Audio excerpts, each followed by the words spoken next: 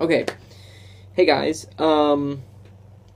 This is going to be kind of difficult. I haven't exactly worked out what I want to do as far as organizing this post-exchange life kind of thing. I wanted to get some videos of the other day of something I did, but I guess I'll get to that.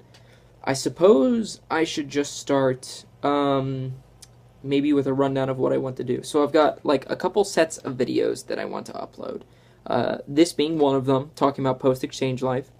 The other set is videos that are a continuation of the ones that I was posting. So the ones of the trip while I was in Spain and then into Portugal. There's some really, really cool videos of Portugal. I will be sure to have those. Um, and then the other set of videos that I want to upload is anything left that was just hanging there, I guess. Something's coming up on my computer now. I don't know what that is.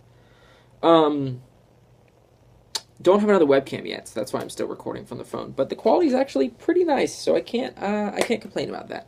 So I guess basically I'll just start from like senior year. This will be really, really brief, and then I guess I can hone in on things later. I don't want these videos to be too long because my old videos used to be pretty long. When you're talking about a certain topic, it's important to do it justice by talking about it for a long time. But when you're doing an overview, perhaps this is better to just give an introduction of what I'm going to be talking about. I guess that's kind of what I did in my last video, so I guess I'll hone in on something. I really didn't plan anything out for this, so I'm just kind of winging it right now. I'm sorry. So, get back senior year, uploaded a few videos of the trip, but didn't do much. Download only, sorry. Didn't do much talking about what that involved. So I got back senior year.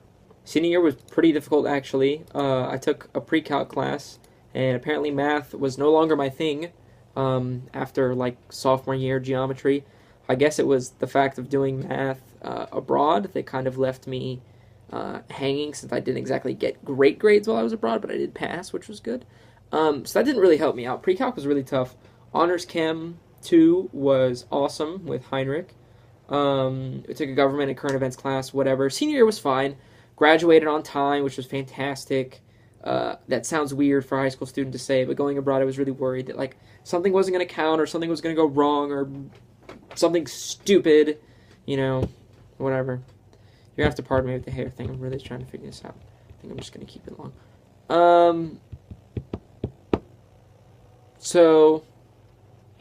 Sorry, I'm getting text messages. I was getting distracted.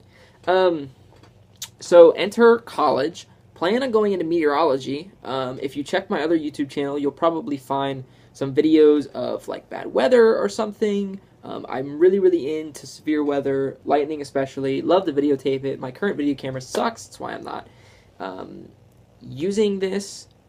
I don't know why I'm using my phone instead. So, really wanted to do meteorology. Took a trip out to Oklahoma, actually, to look at the University of Oklahoma. And University of Oklahoma was actually really, really cool. And I liked it more than I liked Ohio University. But it wasn't $10,000 a year better. So, by that decision, I decided to go to OU. And OU's atmospheric sciences program is not weak. It's, like, reputable, I guess.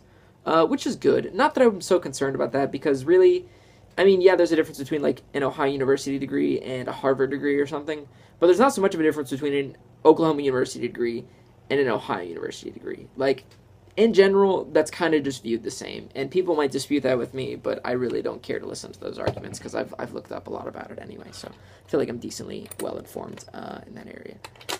Anyway, so I went there, and I ended up switching my major at orientation to Spanish, ironically enough, which was cool. I never really had much of an interest in the Spanish language. I might have highlighted that in my first video, talking about the exchange.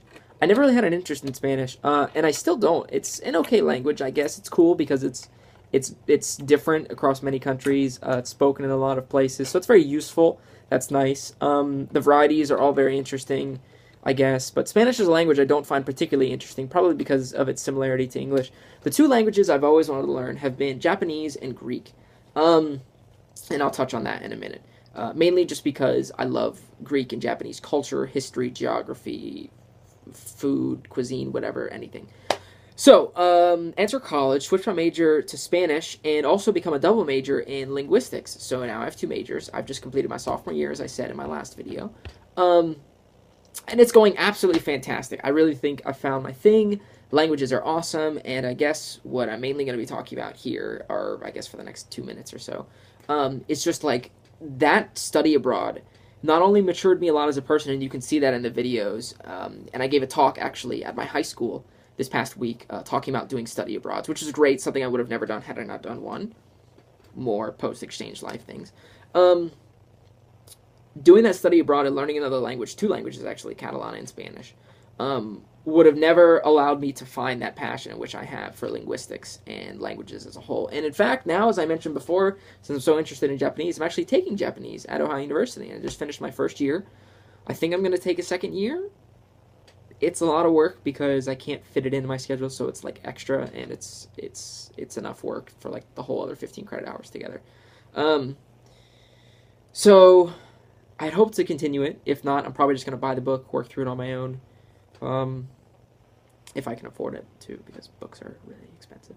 Anyway, but yeah, I guess that's the main point. Is that had I not done that study abroad, I would not have ended up in the major that I'm in today, and probably in the career that I'm going to end up in. Maybe a graduate program, maybe being a professor, maybe teaching English in Japan or like South America, anywhere, or in West Africa or something. Like, you know, without doing that study abroad, I would have not been able to figure out what this passion was. And it's also thanks to my Latin teacher in high school.